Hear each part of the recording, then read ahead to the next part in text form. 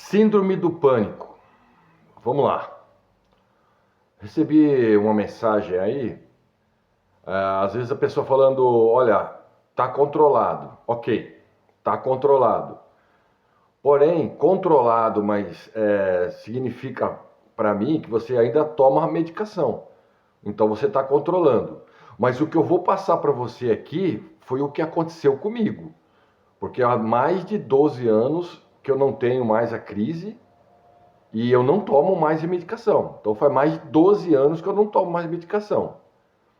A bem da verdade é que não existe cura.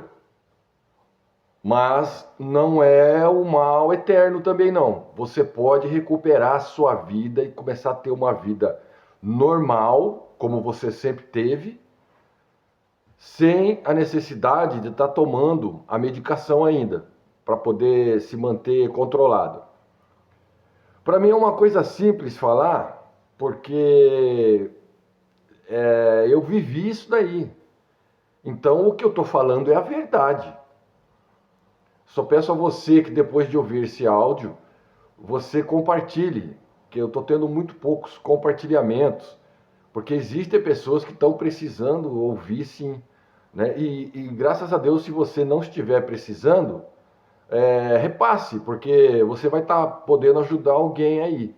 E nada melhor do que alguém que já passou por isso e venceu, correto? Porque isso é experiência, né? Experiência pessoal. Porque nesse tipo de doença, são doenças emocionais. Nesse tipo de doença, não tem quem te ajude. Você pode ir um médico, a família te dar um apoio, mas isso não vai fazer, porque é algo pessoal seu, é algo que está dentro de você. E existe uma maneira, né, que deu certo comigo e pode dar certo para você. A primeira vez que eu tive esse episódio de pânico, eu ainda estava na ativa como policial militar em São Paulo. Trabalhava no 5º BPMM, segunda companhia, trabalhava nas ruas e à noite. Então, quando eu saí do serviço, eu cheguei em casa, eu morava sozinho, eu cheguei em casa e eu tinha um colchão na sala, deitei. Quando acabei de deitar para descansar, né, tava morrendo de sono, começou o coração a disparar, as mãos ficou gelada, sobe aquele gelado, né? No estômago, na barriga, os pés começou a gelar e o coração disparando. Vamos colocar aí 130, 140 batimentos por minuto. Na hora você nem vai verificar, né? Não dá nem, a gente nem lembra. Mas por aí. Enfim, vou tentar ser breve aqui, porque senão a gente vai ficar o dia todo comentando, né? O coração disparou, deu um grito na vizinha, a vizinha chamou uma viatura, fui parar no hospital militar e o médico me diagnosticou na hora ali, um diagnóstico de urgência, acredito eu, né? Hipertenso, sua pressão subiu e você passou mal. Ok. Saí dali e comecei a ter uma vida aparentemente normal, mas tomando remédio para hipertensão. Mas qual não foi a minha dúvida? Que mesmo tomando a medicação, de vez em quando o meu coração disparava e voltava a dar esses problemas. Porque na realidade não é hipertensão. Já era o pânico instalado, mas eu não sabia. E eu percebia que tomava e de vez em quando me dava aquilo. Falei, mas que coisa é essa? Coisa estranha, né? Não é para dar, porque eu estou tomando a medicação, é para estar controlado. Mas não estava controlando, não. Ok. Quando me chamou a atenção, foi um dia que eu estava dormindo, à noite, e dormindo, eu acordei com o coração disparando. É assim ou não é? Eu sei que é. O coração disparando. A mão começou a gelar, tudo tremer. Eu fui para a sala, sentei no sofá, mas eu tava, gente, olha, presta atenção nesse detalhe agora. Eu tava com tanto sono que o coração tava disparando e eu tava assim, ó, com sono. Eu falei, quer saber? Eu vou voltar a dormir. Pensei comigo. Voltei pro quarto, deitei na cama, o coração disparando. E acabei dormindo de novo. No outro dia, eu parei para raciocinar. A gente tem que raciocinar. Falei, peraí. Que doença é dessa? Que doença é essa? Que o coração dispara, a mão gela, dá tremedeira, mas você volta para a cama e volta a dormir? Pô, se é um infarto, não dá tempo nem de socorrer às vezes. Você morre ali mesmo. Aí que eu comecei a perceber que não poderia ser hipertensão, porque eu tinha tomado remédio. Aliás, eu cheguei, aliás, não cheguei nem verificar a pressão na hora, porque nem lembrei, eu estava com todo sono. Então pare e pense. Essa doença, olha a primeira lição que eu aprendi dessa doença. Ela não é tudo isso que você está pensando, não. Porque eu consegui controlar ela com sono. Eu estava com todo sono que eu voltei. Se fosse uma doença, algo muito grave, você não iria conseguir voltar a dormir. E conseguir dormir. Foi aí que começou a chamar a minha atenção. Eu falei, essa doença não é tudo isso, não. E pode ser outra coisa. Foi aí que uma conversa daqui, uma conversa dali, eu procurei um psiquiatra da Polícia Militar. Quando eu tive a consulta com ele, expliquei tudo para ele o que estava acontecendo, o que foi. Gente, eu me lembro como se fosse hoje. Ele virou para mim assim, deu a mão para mim e falou, bem-vindo ao pânico, eu também tenho. É algo engraçado, né? Mas foi verdade. Eu falei, doutor, como é que é? Eu tenho o quê? Você está com síndrome do pânico. É uma coisa comum que muitos têm, inclusive eu também tenho. E eu também passo por tratamento. Olha só. Bom, resumindo, a partir daquele momento, eu percebi que eu tinha um problema. E eu ia ter, qual foi minha primeira reação? Eu preciso de informação. Comecei a buscar informação, eu não lembro se já tinha internet, se já tinha celular, eu não lembro. Eu só sei que eu fui buscar informação onde eu podia naquela época e para saber. A primeira coisa que você tem que fazer é saber informação sobre o problema, porque você tem que aceitar que você tem um problema. Tem gente que não aceita. Esse é o primeiro. E o segundo, buscar informação. Fui buscando informação daqui, buscando informação dali, tal. E fui tomando o remédio que ele me receitou. Começamos com paroxetina. Gente, é um remédio forte. É um remédio que fiquei um tempo tomando, não me recordo, alguns meses, não me recordo o tempo. Mas eu não me adaptei a esse remédio. Voltei no médico, troquei paroxetina. Também fiquei um tempo, também não me adaptei e carregava comigo um Rivotril.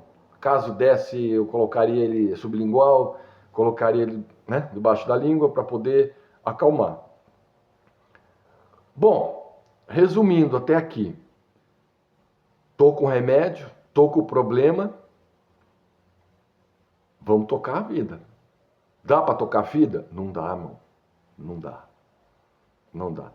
Pulando lá na frente, senão a gente vai ficar aqui o dia inteiro falando, né? Eu decidi vir embora para o interior. Por quê? Síndrome do pânico, morando sozinho. Já estava numa certa idade. Eu falei, olha, trabalhei 18 anos em São Paulo. Falei, é melhor eu ir embora para o interior. Ficar mais próximo da família. Ok. Voltei para o interior e eu comecei a ter umas crises. O que eu fiz? Pedi afastamento da polícia, porque eu não conseguia trabalhar. Pedi afastamento. Estava afastado, fazendo o tratamento e não tem jeito. Eu não estava conseguindo me adaptar com aquela medicação. O que foi que eu fiz? Falei, vou procurar um outro médico. Procurei um outro médico, era médico particular. Naquela época não paguei barato a consulta, porque era um médico assim de nome, de renome na região. E quando eu tive a consulta com ele, chorei ali com ele, falei, não tô conseguindo viver. Eu não tenho mais vida social. Na época eu namorava, meu namoro também não deu certo por causa desse problema. Tua vida vira um lixo. Ok. O médico que eu escolhi, excelente médico, ele acertou logo na primeira consulta. Eu me recordo que antes dele, ele me passou um outro remédio, que é um remédio muito antigo, um dos primeiros lá, há muitos anos já no mercado, tem eficácia assim muito boa. E me passou esse remédio, eu comecei a tomar. Agora tem um detalhe desses remédios controlados, gente. Ele retém líquido. Todos retém líquido, sua vida sexual zera, não adianta tomar Viagra, não adianta, só vai complicar mais ainda.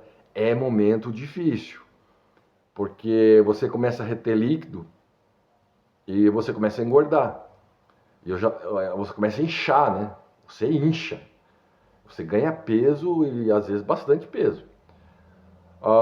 Mas você tem que tomar. Porque, para mim, na minha opinião, o que aconteceu comigo, a única coisa que segurava o pânico é remédio. Alternativas aí, terapias, ajudam. Mas o que segura é o remédio. Para mim foi assim. Continuei tomando o remédio, pedi afastamento da polícia. Gente, é horrível, você não tem vida, cara. Você não consegue sair de casa. Começa a chegar depressão, porque depressão, pânico, tá tudo ali misturado. Gente, eu achava que eu não ia conseguir. A vida me deu essa situação me deu dois caminhos. Ou eu me levanto do fundo do poço e volto a viver, ou a minha vida vai acabar assim. O que eu escolhi? Eu escolhi viver, meu irmão. Eu escolhi viver. E a vida tá te colocando na parede. O que você vai escolher? Eu vi o sol. Eu vi os meus amigos indo pra praia. No churrasco. E cadê? Os amigos perguntavam de mim. E onde eu estava? Depressivo com síndrome do pânico. Porque caminham juntos. Eu decidi viver. E eu me lembro como se fosse hoje. Eu estava na sala, minha mãe estava do lado. Eu olhei para minha mãe assim, eu estava deitado no sofá e eu falei, mãe, eu levantei do sofá e eu falei, mãe, eu vou voltar a trabalhar. Ela falou, o quê? Mas você não tem condições. Eu falei, tô nem aí. Se eu tiver que morrer, eu vou morrer trabalhando. Mas eu não vou morrer aqui no sofá, não. Ou morro como um homem, como guerreiro, ou morro como um frouxo. Sabe o que eu fiz, meu amigo? Eu liguei o dane-se, o foda-se. É isso que tá faltando para você. Não vem com esse negócio, eu tô tomando um remédio, tá controlado. Você tem que tomar o remédio.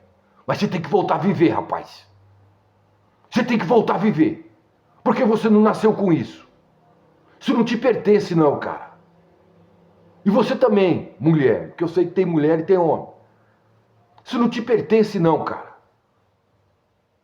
Você tem que voltar a viver. E eu liguei o dane-se.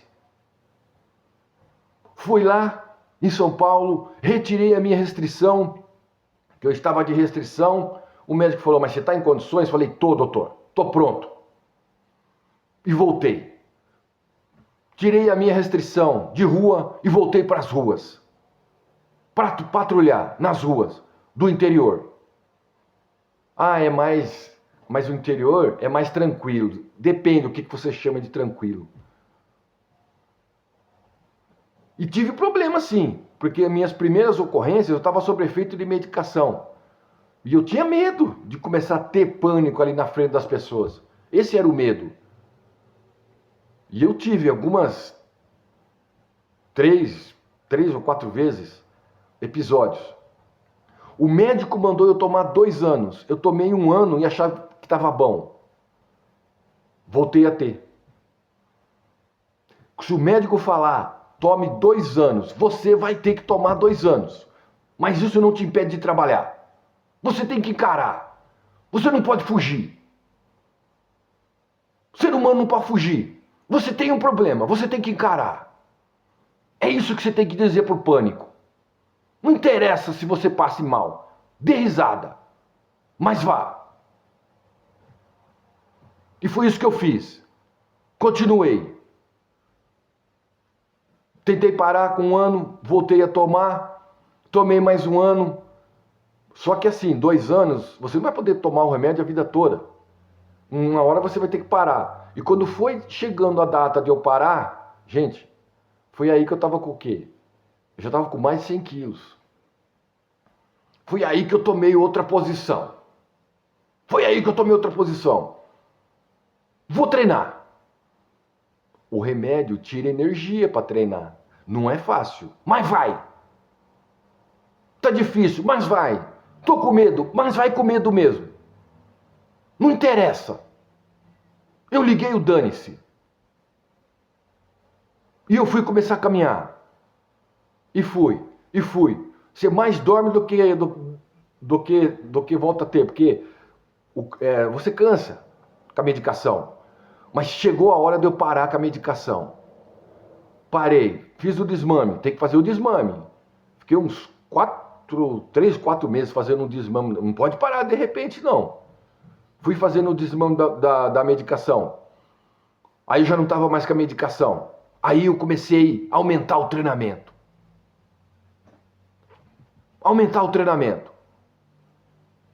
Aí estava próximo da minha aposentadoria também. Aí quando eu aposentei ficou até mais fácil, porque aí eu comecei a ter mais tempo, né? E para com essa desculpa que você não tem tempo. O dia tem 24 horas. Se você caminhar 1 hora, você sobra 23 horas para você fazer as suas coisas. Para de ficar arrumando desculpa. Você tem tempo sim, o tempo é a gente que faz. E não precisa academia não. Põe um short e vai caminhar na rua. Vai caminhar no parque. Faça dentro de casa, mas faça. E para de ter dó de você. Você pode. Você tem valor. Recupere sua vida. Deus não te criou assim não, rapaz.